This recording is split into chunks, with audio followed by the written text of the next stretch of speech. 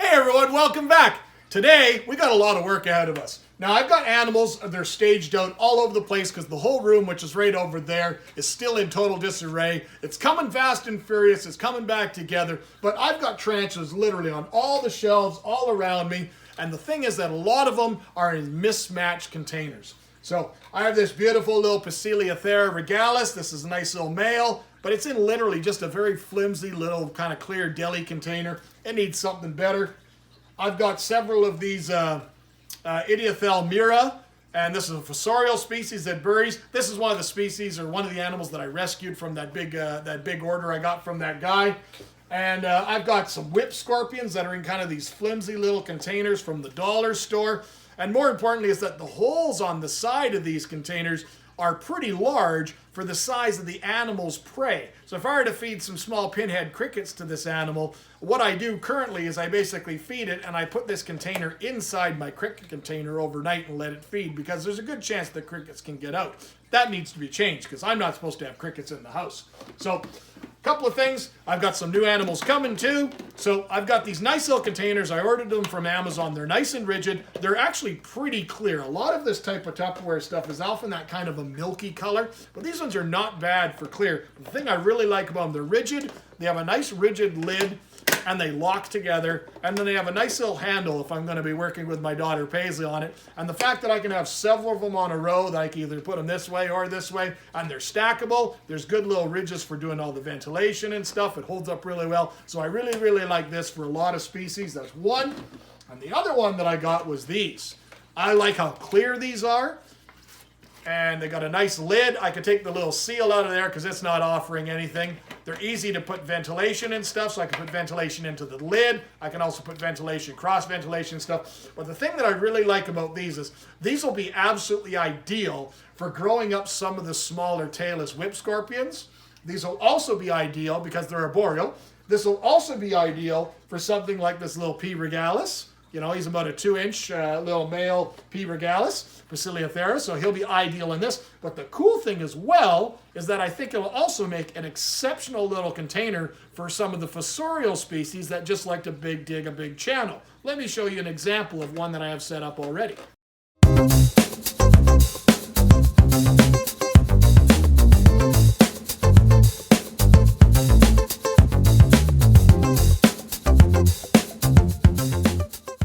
Now, if you're as fascinated as I am by the incredible diversity of life that surrounds us in our wonderful and sometimes bizarre natural world, then you truly belong here with me. I make videos on all facets of nature: aquariums and vivariums, reptiles, isopods, insects and arachnids, unique plants, and all sorts of DIY projects. And I try to dig a little bit deeper into the science behind it all. So if you haven't already, please consider hitting that subscribe button, as well as ringing that notification bell, and you'll always be kept up to date when I upload new content. This is actually an old fish food container. I'm seeing them for this container used for many things, be it cable ties at a home hardware store. But in this is a female Ceropagopus lividus. This is the cobalt blue, an old world species from Asia. And what it's done is it's built its entrance to its tunnel is here, and it goes all the way down the side here, and it actually lives right here at the bottom. And it very rarely does much up top other than come out once a night and check. Usually at nighttime when I come down the fish room and it's dark and I put on the red light, I'll see her sitting right up here. She's a good eater, she's healthy tarantula, she's wonderful to keep, but you almost never see her. So I think in that setting, because this has worked so well, I think this will work for the real small ones, like the Idiathel mira. I got some small little hatties that are about 1.5 inches in size. I think they'll work the same way as this one. So we're going to get these set up today. To get them set up, we got to go and start doing all the holes and stuff and figuring that out, get them all ready.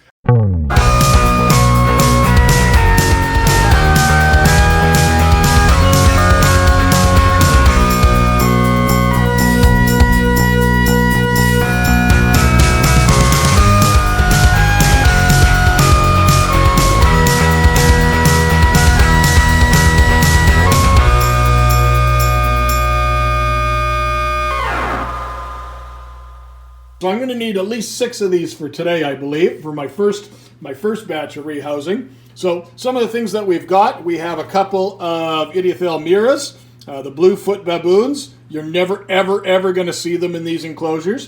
But in an enclosure like this, maybe it might work better. So I got a couple of those. I got another couple of horrible guys. Ceropagapus, howdy-howdies. I got a couple of those ready to go. And then I also have a couple of arboreals that I think, just because I'm going to go and rehouse them, I think rehousing them into, even though this enclosure here for this P. metallica is probably more than adequate, easily more than adequate, I think rehousing it into this type of an enclosure, I can fit a lot of these on a shelf nice and neatly. They're all the same size. And as you'll see down the road, a lot of my enclosures, I like them to be all nice and modular and easy to work with. This is also a young P. regalis. We believe it's a male based on the last shed. But it's just in this flimsy little kind of deli container. And does it work? Yes. Is it pretty? No. Could it be better? Yes. And I think we're going to rehouse him, potentially him, in one of these as well. So P. metallica, P. regalis, a couple of hattie-hatties, a couple of idiothelamuras, and then I got a couple other projects, so I'm going to need a few more of these containers, but that's going to be for another video. Okay, so we've got everything ready to go. We've got our catch cups, our tools. May as well get started. Hopefully this isn't ouch time. Now, a couple of things that we're going to need before we get started. We just want to make sure we get all our supplies ready to go. Now, I use the same mix for not only all my spiders, but also for all my isopods and my vivarium mix. And it's a very, very loose, it's an organic topsoil base. It's got worm castings or sea soil in it, so it has all those nutrients for bioactivity. It's also got cypress mulch, sphagnum moss, charcoal, all sorts of nice organic loose soil. So this will work well. It's moisture retentive, but it's loose and airy, and it also will hold its shape well if for a lot of the fossorial species they're going to want to dig in it. Now the other things that we've got to consider is we want to get an assortment of different types of hides, and even if it's an arboreal species, we've got all sorts of different types of hides ready to go. You know, all sorts of little pieces of cork bark and natural oak bark and poplar woods and stuff. I've got all sorts here ready to go. So when we're ready, we can just pick the one that works best for us at the time. Now, another thing that we've got to make sure is we've got to have water dishes. Now, water dishes for all the animals is critical in their health. Now, for when you're looking for water dishes, you can use things. These are off the top of 4-liter milk jugs. They're washed, they're cleaned, they're ready to go. I save little tops off of all sorts of stuff to make nice water dishes. Some sort of graduated water dish. But the nice thing that I did is you often order them off Amazon, is these are actually the little tiny caps that are used for the tattoo industry. You know, I'm a complete stranger to that, as you can see. But the cool thing about them is they're very, very rigid. They're not clear, but they're the same type of material, same type as used for a lot of the housing. They'll work well. And the nice thing about them is you can often get them, I think all of these, this whole bag of these 3 different size options. So there's the biggest one, which is that size that I showed you. You know, and then there's all the way down to these 2 other sizes. And this whole bag, I think this is $300 in total. And I think this was $12 on Amazon.ca. So they're super, super economical. If you're dealing with lots and lots of slings, I don't think you're going to get anything better than these little tiny discs. And they're quick and easy. And if once they're bad, they're just disposable if you wish in your recycling bin. So let's get to it. Get a bit of that nice organic substrate. Find a nice little. Oh, these are too big. Yeah, these are going to be a little bit big.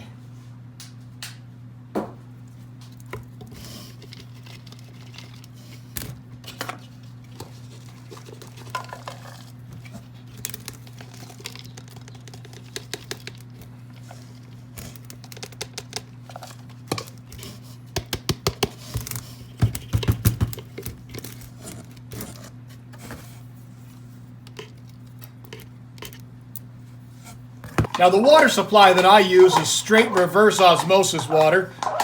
My tap water out here comes directly from a well, so could I use it? Would it impact the health of the animal? No, not whatsoever. But the one thing that's different about my water is the fact that it's extremely hard, and that would mean every one of these little water drops would lead to a calcium deposit. So ready to go for that one. Let's see which species wants to be first.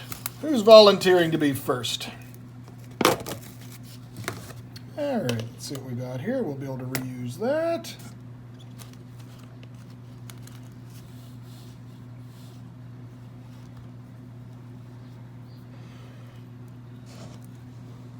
Our beautiful little P metallica. Now let's see.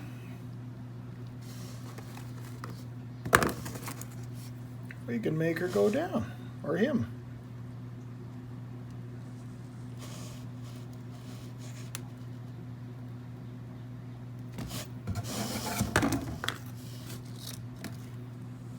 I'm just going to put that on there for now.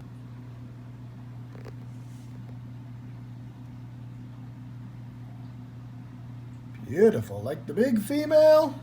Got a nice log, got a water dish, moisture retentive media.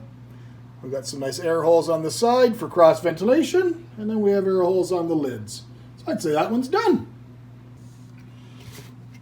All right, number 2, may as well get into the next pokey. This is a juvenile P metallica.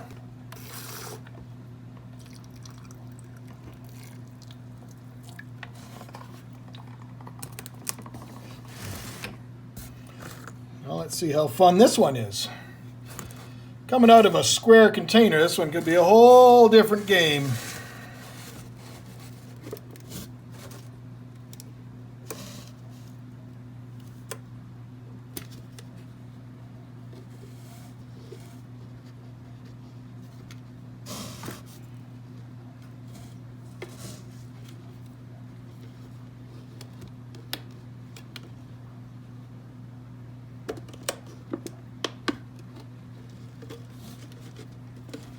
I went decidedly easier than I thought it would.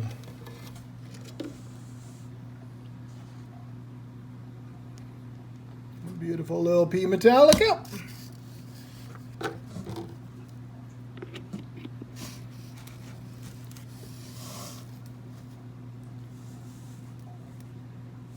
So the next group, these are all Fossorials.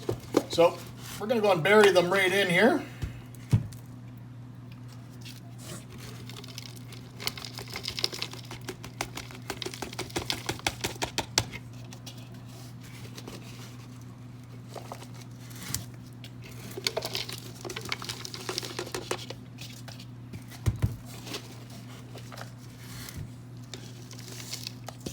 Now they don't spend a lot of time outside of their house, outside of their hole, and they often don't really travel far beyond their hole.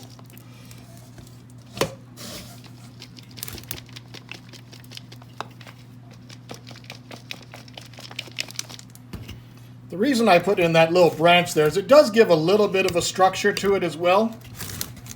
So if they like to build their hide around it, their tunnel around it, it gives them a bit more structure. And as they grow, then they'll move from these type of containers up to those larger size containers that I showed you what that Ceropagopus lividus was in. I like to also kind of give them kind of a head start at a burrow. Should they choose to use it, that's up to them, but I like to give them a kind of a head start. So we've got kind of a channel formed there.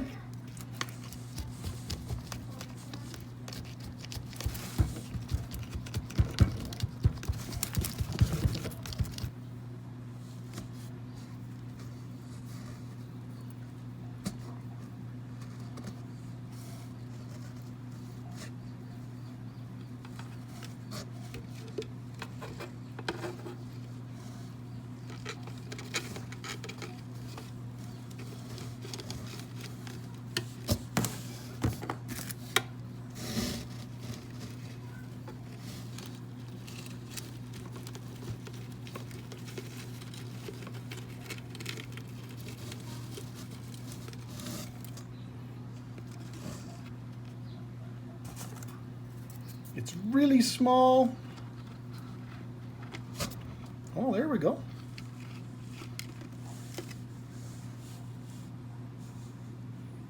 Can see the blue feet coming in already.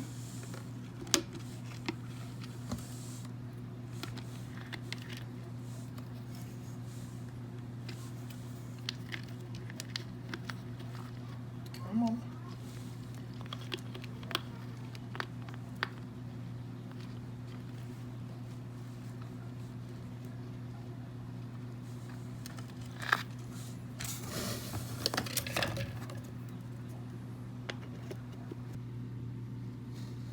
the other one, and you're looking good too.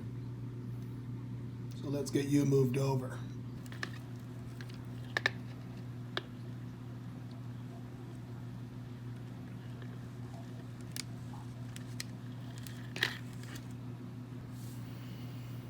All right, the last two that we've got to do for today. This is a Cereopagopus species Hattie.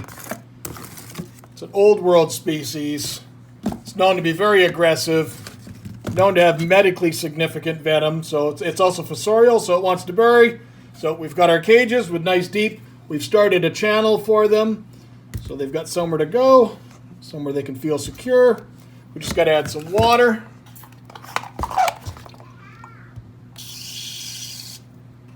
It's also known as I believe it's also known as the purple tree spider. They're supposed to be fairly purple in color.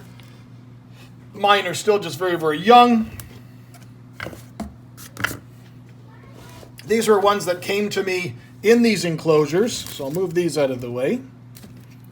They came to me in these enclosures. The enclosures themselves are fine, but for the size of them, they're about the same size as those Idiothalmira that we just did. So this one here, because it literally looks like a gopher lives in here, this one's going to be a little bit more, shall we say, exciting to try and locate. I see a leg already. I see a leg right there. Slowly tease some away. Oh, there's her water dish from before.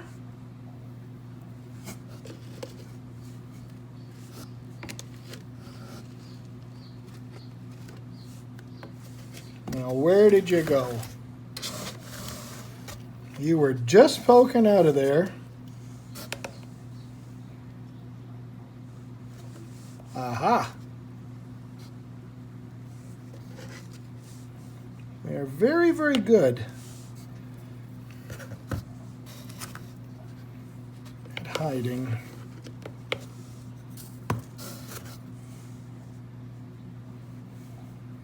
I'll be very cautious not to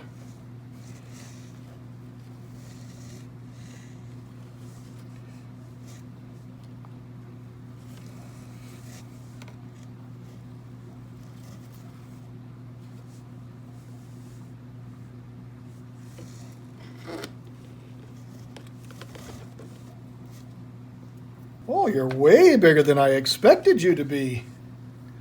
Look at you looking all beautiful. You definitely put on some size from your last shed. And there she is.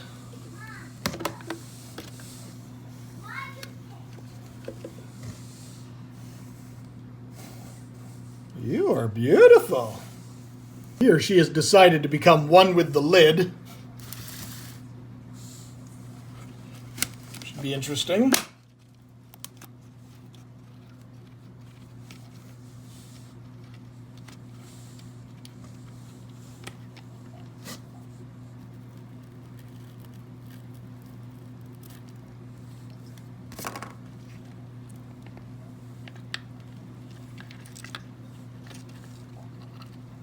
Typical old world.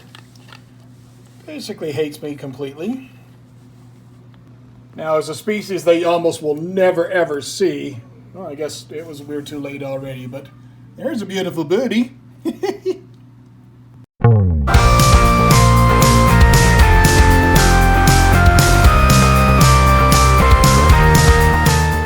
So all in all, that went fairly well. The Hatties are here. I'm going to dispose of all their used media and wash and clean out their tubs, use them again. But the reason I leave them here is that way there's no mistaking what you're dealing with, what's in each container, and that way it can all be properly labeled.